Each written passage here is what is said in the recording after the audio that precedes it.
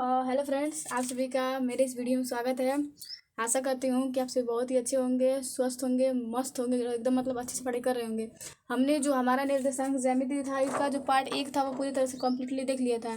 और पार्ट 1 देख लिया था तो जो हमारा पूरा चैप्टर है, पूरे चैप्टर को पढ़ना बहुत ही ज़रूरी होता है। तो आज जो हमारा इस वीडियो है, इस वीडियो में पूरा कवर करेंगे। जो हमारा जितना जो चैप्टर है आज इस वीडियो में पूरा कवर कर देंगे। तो मतलब आइए आज का जो हमारा वीडियो है या फिर जो पढ़ाना है, पढ़ाने को स्टार्ट करते हैं। और मतलब फिर आज से जो मेरा है एक नए जीवन की शुरुआत होने वाली है एक टीचर ग्रुप में। तो मतलब आशा करती हूँ कि आप लोगों से ठीक। तो आइए जो आज का ये वीडियो है स्टार्ट करते हैं। स्टार्ट करने से पहले मतलब प्लीज़ वीडियो को लाइक शेयर सब्सक्राइब करना मत भूलिएगा। जितना हो सके जितना हो सके वीडियो को शेयर ज़रूर कीजिएगा। तो आइए जो आज का हमारा पढ़ाना है मतलब आप लोग को पढ़ना है उसे स्टार्ट करते हैं। देखिए, हमने कल देखा था कि जो हमारी दूरी सूत्र होता है, दूरी सूत्र क्या होता है। तो हमने देखा था कि जो हमारा दूरी सूत्र होता है, मतलब हमने देखा था कि जो हमारा दूरी सूत्र होता है यह इतना होता है, under root x2 minus x1 का whole square plus y2 minus y1 का होल स्क्वायर। तो हमने कल इतना देखा था कि जो हमारा दूरी सूत्र होता है यह इतना होता है। अब हमने जब अपना यह जो दूरी सूत्र था इसे हमने देख लिया। आज हमारा हमने तो कल इतना देखा था कि जो दूरी सूत्र होता है यह क्या होता है, जो मूल बिंदु होता है, मूल बिंदु से किसी भी बिंदु की जो दूरी होती है वो कितनी होती है। तो आपको यदि नहीं पता है तो आप जो वीडियो है देख सकते हैं, ठीक। तो हमने मतलब मेनली यह पढ़ा था कि जो दूरी सूत्र होता है, दूरी सूत्र क्या होता है। अब हमें ये पढ़ लिया तो आज का जो पढ़ना है मतलब वो उससे हम स्टार्ट करते हैं। देखिए,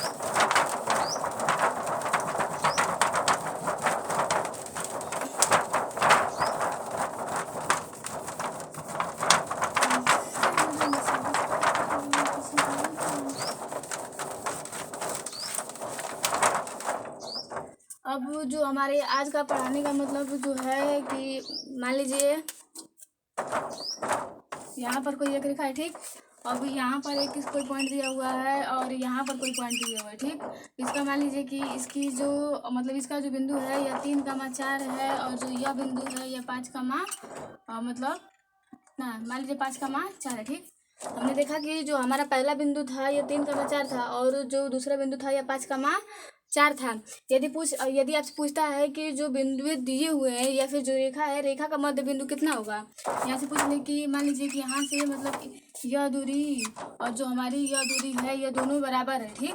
तो यह जो बिंदु है इसका निर्देशांक क्या होगा। तो आप कहिएगा कि जो मध्य बिंदु का निर्देशांक होता है, क्योंकि यह हमारा 2 पॉइंट पहले से दिया हुआ है और पूछ रहा है कि जो रेखा है यहाँ पर इसका जो मध्य बिंदु है, मध्य बिंदु का निर्देशांक कितना होता है। तो आप कहिएगा कि हमें 2 बिंदु दिया हुआ है, हम जानते हैं कि जो हमारा निर्देशांक होता है मतलब मध्य बिंदु का निर्देशांक होता है। मैं नहीं, आप कहिएगा कि हम जानते हैं कि जो हमारा मध्य बिंदु का निर्देशांक होता है यह इतना होता है, x1 प्लस x2/2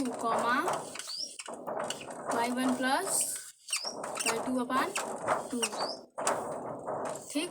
तो आप कहिएगा कि हमारा जो मध्य बिंदु का निर्देशांक होता है यह यहाँ पर आप मानिएगा कि जो हमारा यह बिंदु है यह x1, y1 है और जो हमारा यह बिंदु है यह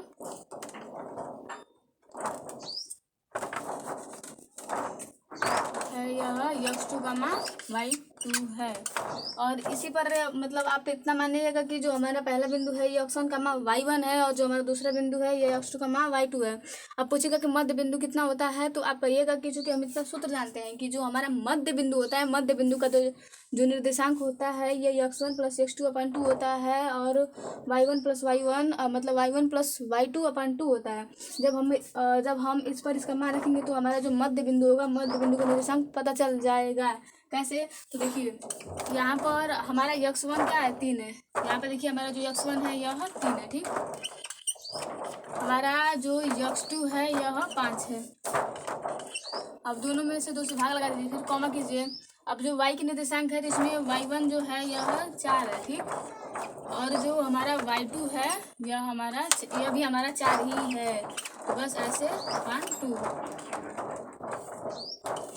कीजिएगा। तो 8/2 8/2 इक्वल 4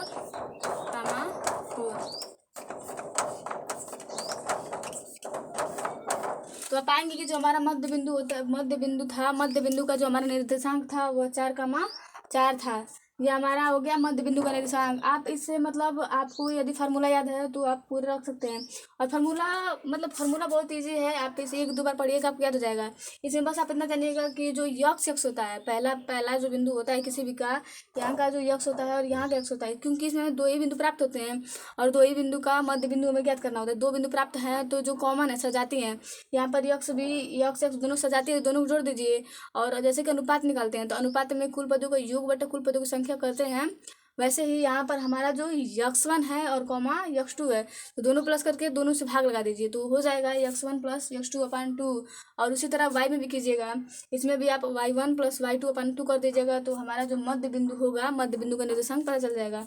हमने मतलब यहाँ देख लिया कि जो हमारा मध्य बिंदु होता है, मध्य बिंदु का निर्देशांक कितना होता है।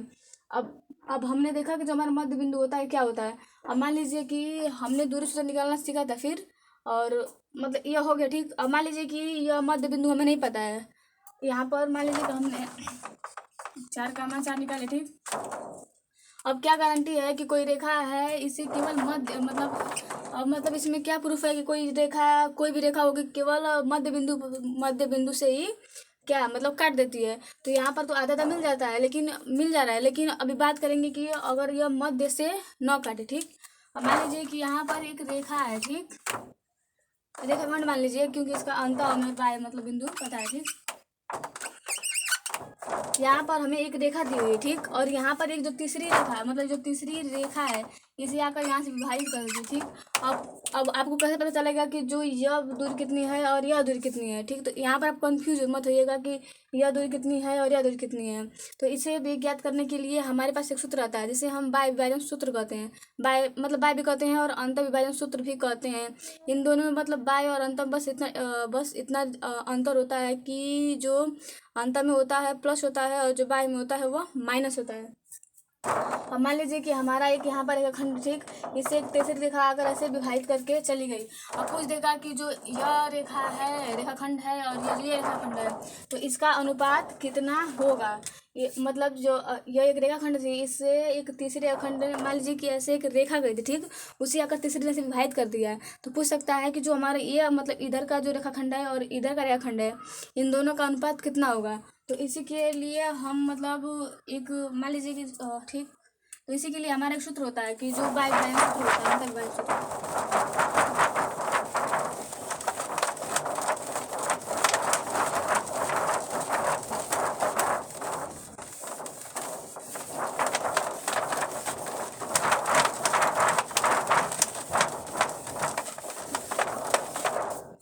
हम मान लेंगे कि यह जो हमारी रेखा है इस पूरी रेखाखंड को m1 अनुपात m2 में विभाजित करती है ठीक। यहाँ पर हम देखेंगे कि हमने माना कि जो ये हमारा बिंदु था, इस जो हमारी ये रेखाखंड थी, इस रेखाखंड ने इस बिंदु को m1 अनुपात m2 में विभाजित कर दिया। चूँकि यह मैथ है, मैथ में हम किसी भी सवाल को करने से पहले मानते हैं कि माना वह यह था, तो हम बस ऐसे ही मान लेंगे कि जो हमारा बिंदु था, जो हमारी रेखाखंड थी, जब उसे तीसरी रेखाखंड ने विभाजित किया तो उस रेखाखंड ने इस रेखा को m1 अनुपात m2 में विभाजित कर दिया। अब m1 मतलब अनुपात m2 में विभाजित कर दिया, तो यहाँ पर जो हमारा m1 प्राप्त होगा यह हमारा x होगा और जो हमारा m2 प्राप्त होगा वो हमारा y होगा। तो हम मतलब जो निर्देशांक होंगे तो इतने ही होंगे। देखिए आप ऐसे m1 का x1 का मान x का मान y करके आप कहिएगा कि जो हमारा अंतर विभाजन सूत्र होता है वह यह होता है ठीक है। देखिए m1 x2 प्लस यहाँ पर मतलब छोटा है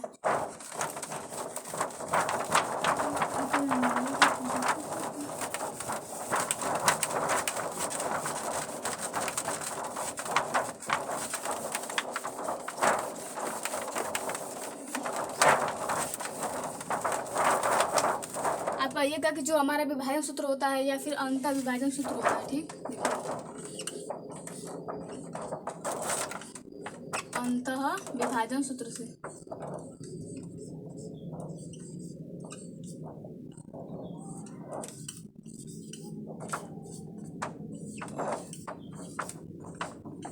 अंतर विभाजन सूत्र से अब कैसे, तो देखिए x, y इक्वल अब यहाँ पर जो हमारी बिंदुएं थी, यहाँ पर कुछ नहीं, तो हम अपने निर्देशांक के अनुसार मान लेंगे कि जो हमारा यह बिंदु है यह x1 है, x1 कामा y1 है, और हमारा जो यह बिंदु है यह x2 कामा y2 है। इसमें हमारे माना कि जो हमारा पहला बिंदु था ये वाला, जो हमारा पहला बिंदु था यह x1 कामा y1 था, वही जो हमारा दूसरा बिंदु था यह x2 कामा y2 था, और जो तीसरी रेखाखंड थी, तीसरी रेखाखंड ने जिस बिंदु पर उसे प्रतिच्छेदित किया उस बिंदु का जो निर्देशांक था या फिर x मतलब जो निर्देशांक था x y था, और जिस अनुपात में विभाजित किया उस अनुपात का अनुपात हमारा मतलब m1 अनुपाती m2 था। तो आप कहिएगा कि जो जानते हैं कि जो हमारा अंतर विभाजन सूत्र होता है या फिर अंतर विभाजन सूत्र से m1 x2 अपान m1 प्लस m2 कॉमा, यह तो हमारा x के लिए हुआ, यहाँ पर मतलब अभी और होगा, ठीक, प्लस m2 x1, यह तो हमारा जो था यह केवल अभी यक्स के लिए हुआ है। अभी हम वाई के लिए, चूंकि ये मतलब ना यहाँ पर जितने होते हैं यह यक्स वाई दोनों के लिए होते हैं, तो जब हमने यहाँ पर m1 x2 plus m2 x1 by m1 plus m2 लिखा है, तो हमने इन दो मतलब इसमें दोनों में हमने केवल यक्स का प्रयोग किया है, एक में x1 किया है और एक में x2 किया है। अब x1 मतलब हमारा x के लिए हो गया, अब यहाँ पर हम y के लिए करेंगे, तो y के लिए भी वही करेंगे बस। फिर यहाँ पर m1 जहाँ मतलब x1 x2 है वहीं पर हम y1 y2 कर देंगे, तो यहाँ पर m1 y2 plus m2 y1 अपान m1 प्लस m2, ठीक।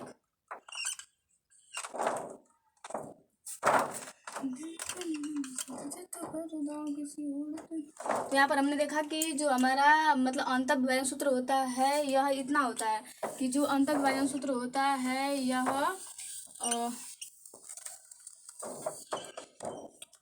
m1 x2 plus m2 x1 अपान m1 plus m2 comma m1 y2 plus m2 y1 अपान m1 प्लस m2 होता है। आप इसे यदि आपको याद करने में कठिनाई होती है तो आप इसे ऐसे कर सकते हैं कि जो हमारा मतलब यहाँ पर पहले तो m1 प्लस m2 हमने नीचे किया है, देखिए m1 प्लस m2 दोनों में कॉमन है, फिर यहाँ पर भी जो m1 प्लस m2 दोनों में भी ऊपर भी कॉमन है, और इसमें बस इतना कीजिएगा कि जो x2 प्लस x1 है तो आप पहले इधर से आइएगा, तो इधर से आएंगे तो पहले x1 आएगा, फिर इधर से आएंगे तो आप x2 मतलब इधर से आइएगा तो इधर से x2 आएगा, फिर x1 आएगा, फिर इधर से y में भी चलिएगा तो यहाँ पर y2 आएगा और y1 आएगा, ठीक। तो आशा करती हूँ कि जो यह विभाजन सूत्र है आपको समझ में आया होगा। यदि आपको मतलब ऐसे नहीं समझ में आ रहा है तो आप इसे पढ़ कर देखिएगा एक दो बार, आपको आसानी से याद हो जाएगा। और इसे आप छोड़ने का बिल्कुल प्रयास मत कीजिएगा कि मतलब कठिन है छोड़ देंगे तो आपका जो एग्ज़ाम होगा बहुत ही ख़राब जाएगा। इसके बिना जो एग्ज़ाम हमारा बनता ही नहीं, ठीक। तो आप इसे मतलब अच्छे से देखिएगा, आसानी से याद हो जाएगा, ठीक। अब अंतर विभाजन हमने देख लिया, अब यदि बात करें बाह्य विभाजन, ठीक, देखिए बाह्य विभाजन, जो बाह्य विभाजन होता है, बाह्य विभाजन बस जहाँ प्लस है वहाँ पर माइनस हो जाता है, यहाँ पर जहाँ प्लस है वहाँ सब पर यहाँ पर माइनस हो जाता है बाह्य विभाजन सूत्र में। और जो बाह्य विभाजन सूत्र है, हमें बाह्य विभाजन सूत्र इसलिए नहीं पढ़ना है क्योंकि यह जो बाह्य विभाजन सूत्र दिया हुआ है क्लास 11 में दिया हुआ है, जहाँ मतलब मैं अब जा रही हूँ, ठीक। तो यह क्लास 11th में दिया हुआ है, तो हमें बाह्य विभाजन सूत्र मतलब बाह्य विभाजन सूत्र नहीं पढ़ना है, हमें बस अंतर विभाजन सूत्र ही पढ़ना है यहाँ पर। और मतलब यह पॉइंट ऑफ एग्ज़ाम की दृष्टि से बहुत ही महत्वपूर्ण है, तो आप इसे मतलब अच्छे से पढ़ने का प्रयास कीजिएगा, ठीक। अब हमारा विभाजन सूत्र हो गया। अब मतलब इस पर सवाल बनते हैं बहुत ज़्यादा, या मतलब यहाँ पर आपको कोई क्वेश्चन दे दिया,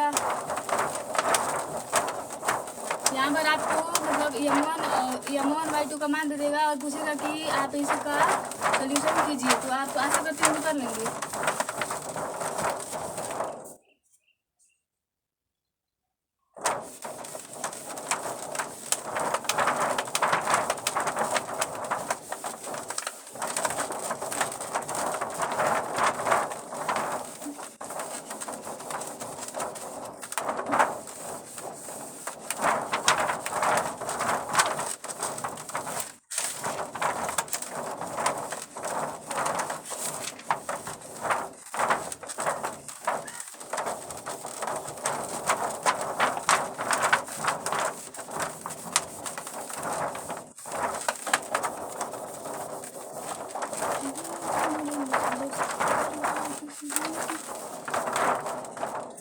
मान लीजिए कि जो हमारा यह x1, y1 है, यह नॉर्मली 3,5 है, और जो हमारा m1 अनुपात m2 है, इसने माना कि इसने मतलब 2:3 में इस रेखा को विभाजित कर दिया है।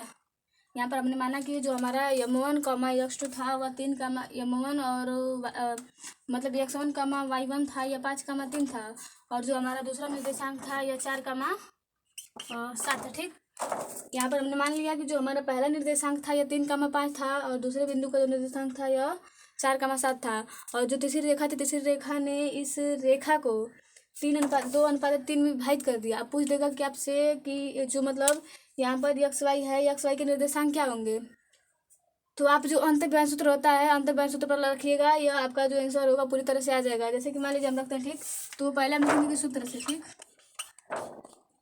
सूत्र से कैसे, तो x, y equal m1 x2 upon m1 plus m2 plus m2 x1 comma m1 y2 plus m2 y1 upon m1 plus m2। सूत्र से इतना रखने पर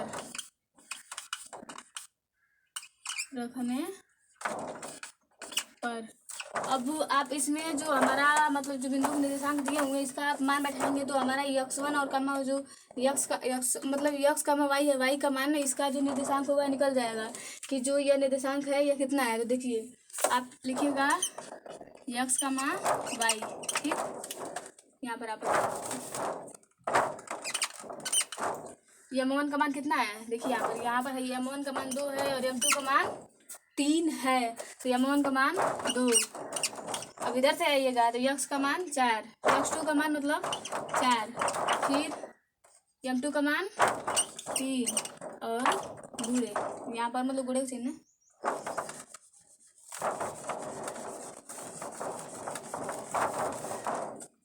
देखिए m1 into x2 plus m2 into x1 का मान 3 बटा m1 प्लस m2 कॉमा फिर मतलब m1 का मान गुणे y2 का मान 7 प्लस m1 का मतलब जो m2 का मान 3 y1 का मान 5 अपॉन 2 धन 3। देखिए x, y इक्वल 4 दूना के 8 प्लस 3 3 के 9 अपॉन 5 कॉमा मतलब 7 दूना के 14 plus 3 5 15 upon 5 equal x, y बराबर मतलब 9 8 17 बटा 5 कॉमा 5 4 9 29 बटा 5। तो यहाँ पर हमने देखा कि जो हमारा बिंदु दिया हुआ था, फिर उसका जो मतलब यहाँ पर जो अनुपात था, अनुपात भी दिया हुआ था। जब हमने इसका मान यहाँ पर रखा तो हमारा जो आंसर था लास्ट आंसर इतना आया, तो इसका जो आंसर होगा यह इतना ही होगा। इसमें जानते हैं आप कि फाइंड क्या करना होता है, इसमें बस फाइंड ये करना होता है कि इसे तो यह इस अनुपात विभाजित तो कर रही है, तो जो आप विभाजित कर रही है उसका निर्देशांक कितना होगा।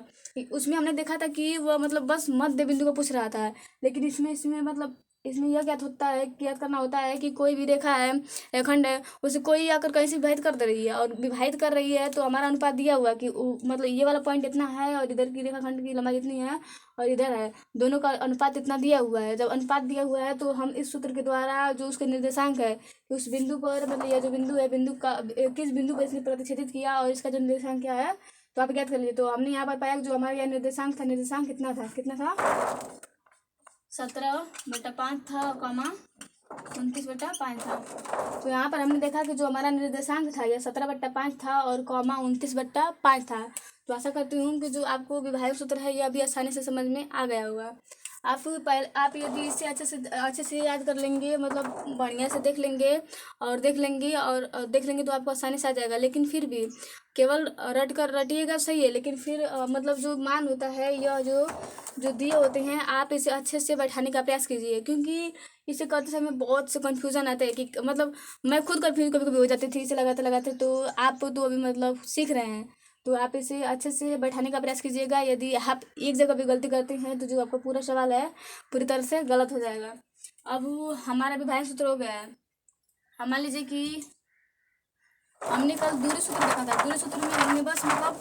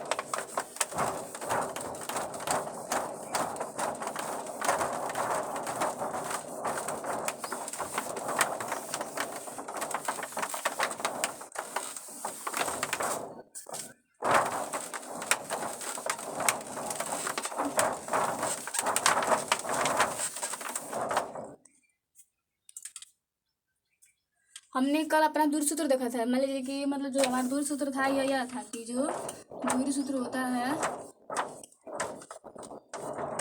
यह इतना होता है, ठीक।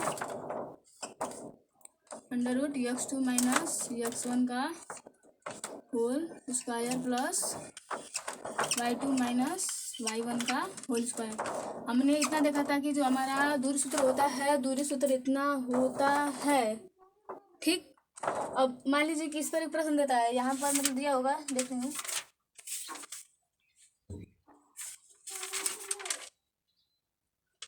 नहीं देगा इसमें।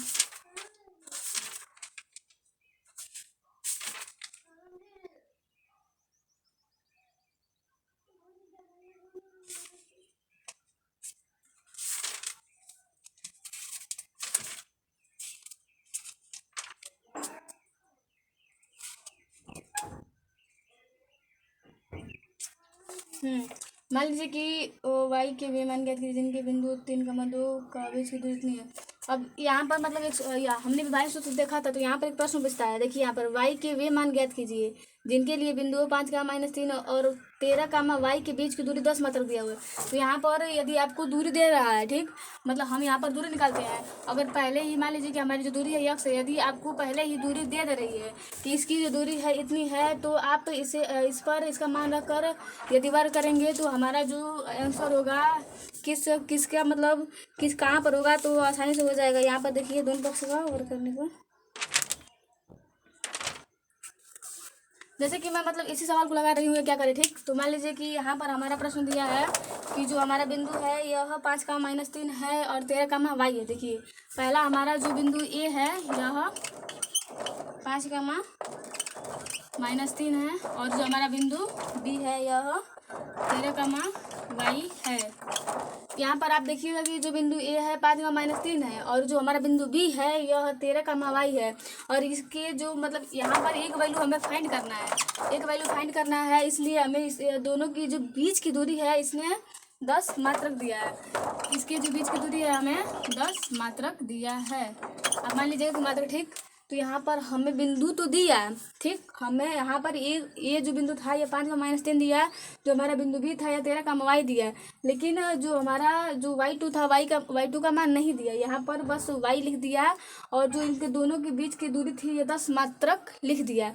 अब चूँकि हम जानते हैं, अब इसे हम दूरी सूत्र पर रखेंगे। चूँकि यह जो दूरी है, दूरी 10 मात्रक है, ये इतना करने पर ही आया होगा। तो इतना करने पर आया होगा, तो जो हमारा मान है, मान यदि हम इसमें पुट रखते हैं तो हमारा इतना आना चाहिए। तो आइए रखते हैं, ठीक।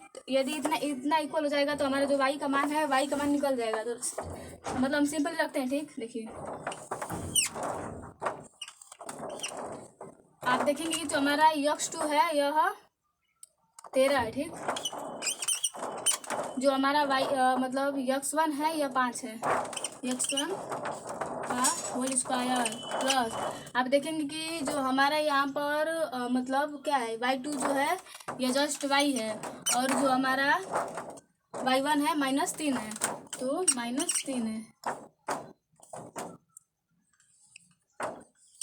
-3 का होल स्क्वायर, ठीक, इक्वल 10।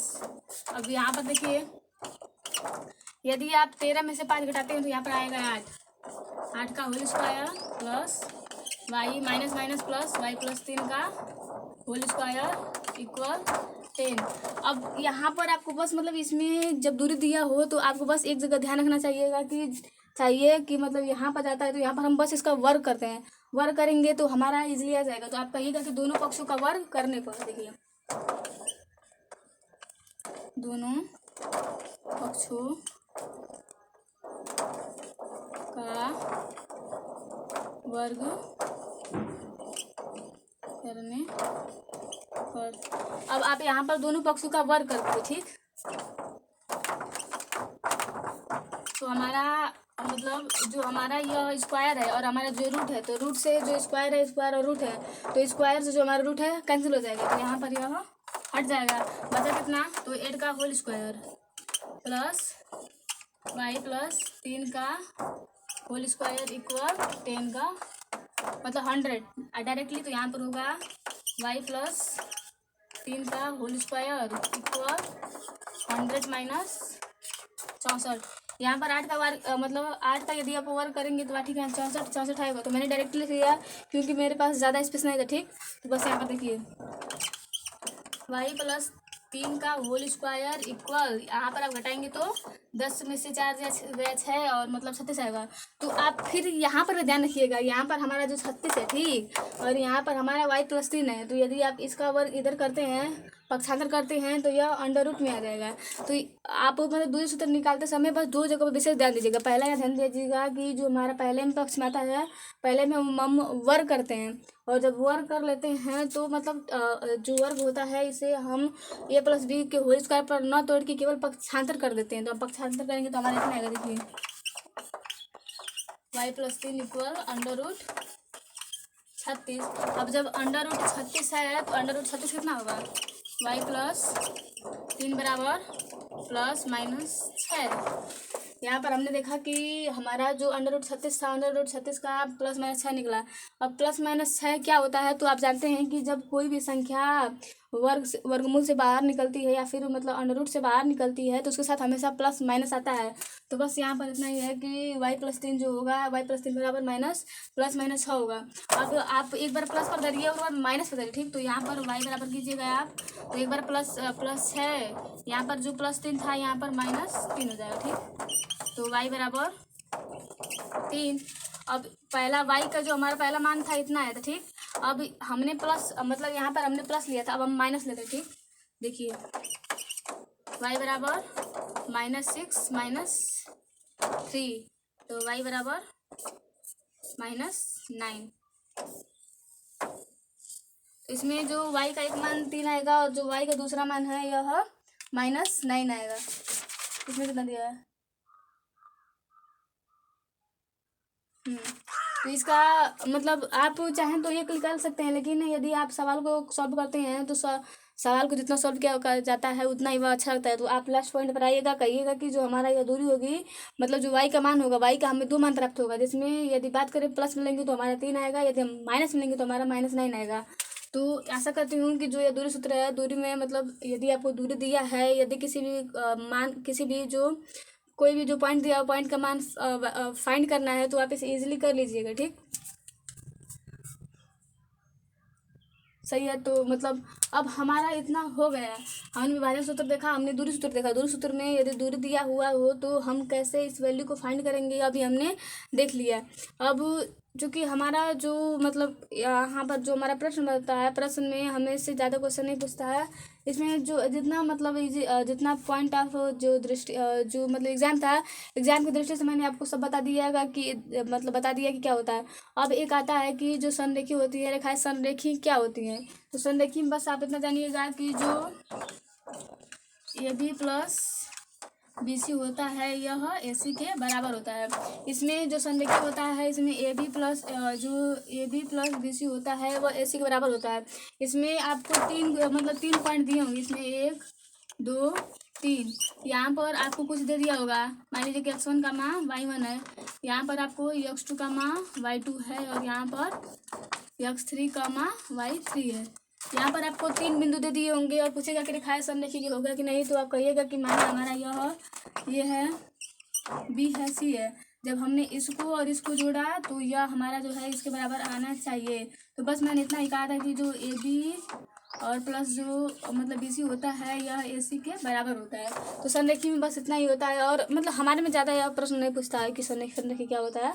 हमारे में बस विभाजन सूत्र पूछता है, दूरी सूत्र पूछता है, मूल बिंदु से दूरी कितनी होती है, यदि x अक्ष पर मतलब y अक्ष पर कितना है तो यह कितना होता है, और कोई रेखा है यदि उसे x अक्ष पर विभाजित करती है या y अक्ष पर विभाजित करती है तो दूरी कितनी होगी। तो आप कहिएगा कि जब x अक्ष पर विभाजित करेगी तो जो मतलब जो दूरी जो क्या होगा, जो निर्देशांक होगा x का मान 0 होगा। यदि y अक्ष पर प्रतिच्छेदित करती है तो जो निर्देशांक होगा वह मतलब 0 का मान y होगा। इस पर प्रश्न शायद हाँ हुआ। ठीक, चलिए इसे भी देख लेते हैं। मतलब आपको आशा करती हूँ कि अब हमारा जो चैप्टर है पूरी तरह से कंप्लीट हो गया है, अब कुछ ज़्यादा मतलब नहीं है। और एक और क्वेश्चन आता है समचतुर्भुज वाला। तो समचतुर्भुज का पहले 22 में आया था, अब 4-5 सालों से नहीं आ रहा है। तो आशा है कि इस बार में नहीं आएगा, लेकिन हाँ बस आज के लिए इतना ही। बाय, फिर मिलते हैं अगले वीडियो में नए चैप्टर के साथ। और आशा करती हूँ कि आपको जो मतलब यह है ये इजीली समझ में आया होगा। बाय, फिर मिलते हैं।